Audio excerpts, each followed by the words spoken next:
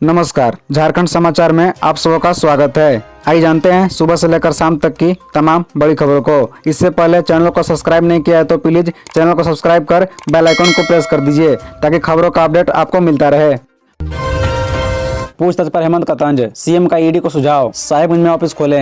दरअसल आपको बता दें कि प्रवर्तन निदेशालय ने संताल में हुए 1000 करोड़ के अवैध खनन मामले में 17 नवंबर को सीएम हेमंत सोरेन से करीब 9.5 घंटे पूछताछ की थी। इस दौरान ईडी अफसरों ने हेमंत सोरेन से कई सवाल किए। सूत्रों के अनुसार सीएम ने एक सवाल पर कहा कि ईडी की हाल ही के दिनों में हुई अवैध खनन के विरुद्ध कार्रवाई से राज्य सरकार को मिलने वाले राजस्व में बढ़ोतरी हुई है। उन्होंने ईडी को सुझाव दिया कि वे अपना एक कार्यालय साहिबगंज में भी खोल लें। अब अधिकारी यह समझ नहीं पा रहे हैं कि मुख्यमंत्री ने गंभीरता पूर्वक यह बात कही या सवालों पर चुटकी ली है। सीएम ने पंकज मिश्रा व दाऊ यादव के अवैध खनन में सहयोग करने के संबंधी आरोपों को खारिज कर दिया है। मनी लॉन्ड्रिंग के आरोप में जेल में बंद सीएम हेमंत सोरेन के बरहेट विधानसभा क्षेत्र के विधायक प्रतिनिधि पंकज मिश्रा, व्यवसायी प्रेम प्रकाश और बच्चू यादव की शनिवार को ईडी कोर्ट में पेशी हुई। पंकज मिश्रा व प्रेम प्रकाश पेशी वीडियो कॉन्फ्रेंसिंग के माध्यम से और बच्चू यादव को अदालत में जेल से लाकर पेश किया गया। बच्चू ने कोर्ट में अनुरोध किया कि मां की तबीयत खराब है, इसलिए उसे साहिबगंज जेल में स्थानांतरित कर दिया जाए। अदालत ने तीनों की अगली पेशी के लिए 3 दिसंबर की तिथि निर्धारित की है। कारोबारी राकेश सिंघनिया और महावीर रुंगटा पर कसेगा ईडी का शिकंजा। 15 दिसंबर को कोर्ट में पेश होने का समन जारी। दरअसल आपको बता दें कि ईडी की विशेष अदालत ने 4.33 करोड़ रुपए की मनी लॉन्ड्रिंग के आरोपी राकेश कुमार सिंघनिया और महावीर प्रसाद रुंगटा के खिलाफ संज्ञान लिया है। उसके साथ उन लोगों की company messrs Tirupati Balaji enterprises, messrs apical Exim private limited, Ramgarh sponge iron private limited और मेसर्स विधाता डिस्ट्रीब्यूटर प्राइवेट लिमिटेड के खिलाफ भी अदालत ने संज्ञान लिया है। अदालत ने आरोपियों को व्यक्तिगत उपस्थिति के लिए समन जारी किया है। अदालत ने उनके लिए 15 दिसंबर को तारीख तय की है। ईडी ने मामले में इस महीने के पहले सप्ताह में चार्जशीट दाखिल की थी। दाखिल चार्जशीट पर संज्ञान लेने के साथ ही आरोपियों की मुश्किलें बढ़ गई है। ईडी पहले ही कंपनियों की 4.10 करोड़ रुपए की चल अचल संपत्ति जब्त कर चुकी है। राकेश सिंघनिया बालाजी तथा एपिकल दोनों के ही निदेशक हैं। वहीं दूसरी ओर रामगढ़ स्पंज व उसके निदेशक महावीर रुंगटा के बैंक खाते में जमा 73,45,000 रुपए पूर्व में ही अटैच कर दिए गए हैं। सीबीआई ने साल 2010 में आयरन की ओर से तस्करी मामले में एफआईआर दर्ज की थी। इस मामले में ईडी ने मनी लॉन्ड्रिंग का केस किया है।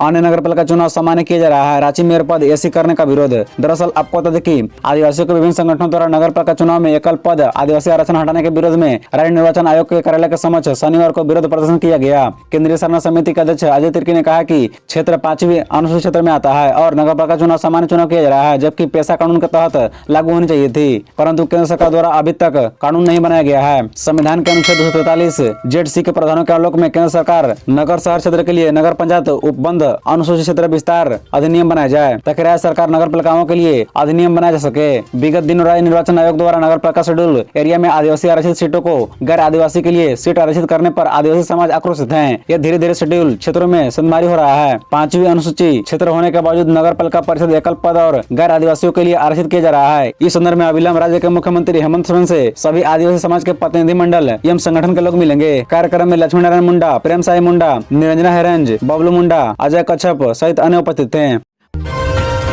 स्कूल के हजारों बच्चे व आम लोग जाम में फंसे। सेवा नियमित करने को लेकर राज्य भर से जुटे 5000 शिक्षक। ट्रैफिक मिसमैनेजमेंट से तीसरे दिन भी शहर जाम। दरअसल आपको बता दें कि राजधानी में 3 दिनों से ट्रैफिक व्यवस्था पूरी तरह ध्वस्त है। 17 और 18 नवंबर को राज्य भर से आए झामुमो कार्यकर्ता की आभार रैली से शहर जाम रहा। स्कूल के हजारों बच्चे व आम लोग जाम में फंसे रहे। वहीं शनिवार को 5000 प्राथमिक शिक्षकों की आक्रोश रैली का असर पूरे शहर में दिखा। हालांकि शिक्षकों को मोराबादी मैदान में रोक लिया गया था। इस दौरान शिक्षकों और मौके पर तैनात मजिस्ट्रेट व पुलिस बलों के बीच नोकझोंक भी हुई, लेकिन हजारों वाहनों के अचानक शहर में आने और फिर जाने की वजह से एमडी रोड, रातू रोड, अपर बाजार, सर्कुलर रोड, रेडियम रोड और कचहरी रोड करीब 5 घंटे तक जाम रहा। सुबह 11 बजे से शाम 4 बजे तक हजारों लोग जाम में फंसे रहे। ट्रैफिक पुलिस की लापरवाही से सड़क पर लगने वाले ऑटो व सिटी बस की वजह से सुबह 11 बजे से शाम 6 बजे तक जाम। किशोरी यादव चौक से नागा बाबा खटाल होते हुए कचहरी चौक तक लोग फंसे रहे। झारखंड नगर निकाय में पिछड़ों की हकमारी। हेमंत सोरेन पर बरसे सुदेश महतो। दरअसल आपको बता दें कि आजसू पार्टी के केंद्रीय अध्यक्ष सुदेश महतो ने कहा कि झूठ की बुनियाद पर खड़ा संगठन आज राज्य का नेतृत्व कर रहा है। जिस पार्टी ने झारखंड आंदोलन को लटकाने और भटकाने का काम किया, उसने अब खतियान तथा आरक्षण जैसी गंभीर संवेदनशील विषय को भी लटका दिया है। शनिवार को पार्टी की केंद्रीय समिति के बैठक में उन्होंने कहा कि खतियान आधारित स्थानीय एवं नियोजन नीति तथा आरक्षण के विषय पर आजसू पार्टी शुरू से ही मुखर रही है। दूसरी तरफ वर्तमान राज्य सरकार ने नगर निकाय चुनाव में पिछड़ों की हकमारी की। बैठक को संबोधित करते हुए सांसद चंद्र प्रकाश चौधरी ने कहा कि आज राज्य की स्थिति कहीं छिपी नहीं है, भ्रष्टाचार के चरम पर है। राज्य सरकार पर निशाना साधते हुए उन्होंने कहा कि मुख्यमंत्री को संवैधानिक संस्थाओं को चुनौती देने के बजाय संवैधानिक कार्रवाई का सामना करना चाहिए। केंद्रीय समिति की बैठक में आजसू पार्टी के भावी कार्यक्रमों को लेकर विस्तृत चर्चा हुई, जिसमें महाधिवेशन रूप से शामिल था। बैठक के दौरान सर्वसम्मति से राज्य के सभी 81 विधानसभा में जन पंचायत लगाकर राज्य के ज्वलंत विषयों पर संवाद करने तथा अगले साल 3 से 5 मार्च को पार्टी के महाधिवेशन के आयोजन का निर्णय लिया गया।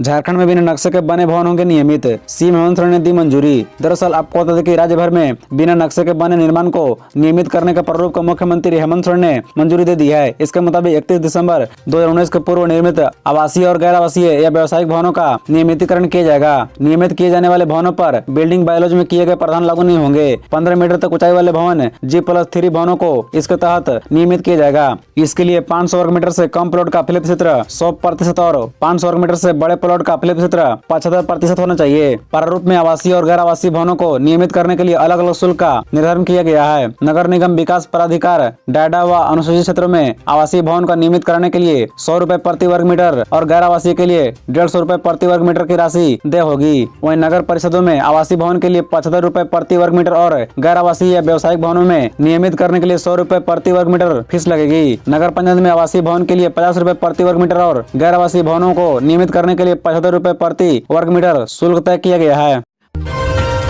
गोलियों की आवाज से थराया धनबाद, सीआईएसएफ की फायरिंग में मारे गए 4 कोयला चोर, 2 जख्मी। दरअसल आपको बता दें कि केंद्रीय औद्योगिक सुरक्षा बल और कोयला चोरों के बीच झड़प में 4 लोगों की मौत हो गई, जबकि 2 लोग गंभीर रूप से घायल हैं। मृतक कोयला चोर बताए जाते हैं। मामला धनबाद जिला के करताक स्थित ब्लॉक 2 क्षेत्र अंतर्गत बेनीडी लिंक रेलवे साइडिंग का है। घटना के संबंध में मिली जानकारी के मुताबिक देर रात तकरीबन 12:30 बजे कोयला चोरी करने पहुंचे लोगों और सीआरपीएफ जवानों के बीच भिड़ंत हो गई। जवानों ने फायरिंग की, जिसमें 4 लोगों की मौत हो गई और 2 लोग घायल हो गए। इधर मारे गए लोगों के परिजनों ने जनप्रतिनिधियों के खिलाफ रोष व्यक्त किया है। मृतकों का शव SNHMS में रखा गया है। धनबाद SDM बाघमारा पहुंचे हैं और स्थिति का जायजा ले रहे हैं। घटनास्थल को छावनी में तब्दील कर दिया गया है। पुलिस ने मौके पर 21 बाइक भी बरामद की है। घटना के संबंध में बताया जाता है कि KK लिंक साइडिंग से देर रात कुछ लोग कोयला लेने आए थे। उनकी गतिविधियां संदिग्ध थी। सीआरपीएफ जवानों ने टेका तो बहस शुरू हो गई, जो आगे झड़प में तब्दील हो गई। बताया जाता है कि झड़प के दौरान सीआरपीएफ की ओर से फायरिंग की गई, जिसकी चपेट में आकर 4 लोगों की मौत हो गई, 2 लोग घायल हैं। हालांकि सीआरपीएफ ने 1 घायल की ही पुष्टि की है। खबरों से जुड़े रहने के लिए चैनल को सब्सक्राइब, वीडियो को लाइक एवं एक दूसरे से शेयर जरूर करें। धन्यवाद।